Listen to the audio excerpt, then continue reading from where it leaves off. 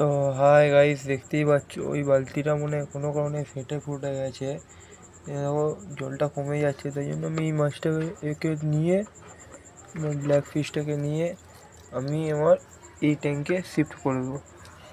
আমি এই ট্যাঙ্কে একে করে দিলাম।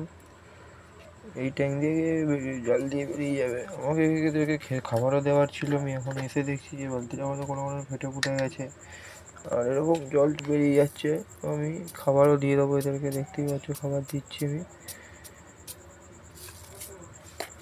খাবার দিয়ে দিয়েছি, দেখতে পাচ্ছি যে মাছটা উপর দিকে উঠছে। ওই মাছটা প্রেগনেন্ট হয়ে যায়, বাচ্চা দেওয়ার সম্ভাবনা আছে কিছুদিনের ভেতরেই।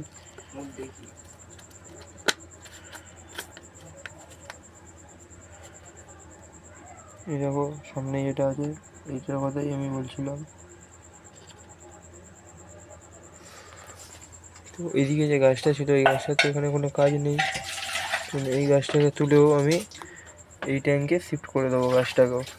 তার আগে আমাকে এই নেটটা বার করে নিতে হবে।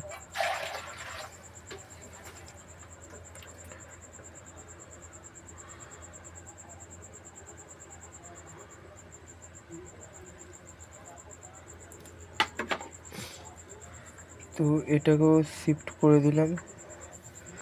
আর আমাকে ব্ল্যাক ফিশটাকে দেখে লাগছে কি ও প্রেগনেন্ট আছে।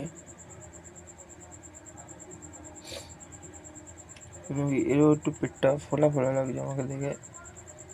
তো কিছুদিন যাক, তবে বোঝা যাবে কি হয় কি না হয়।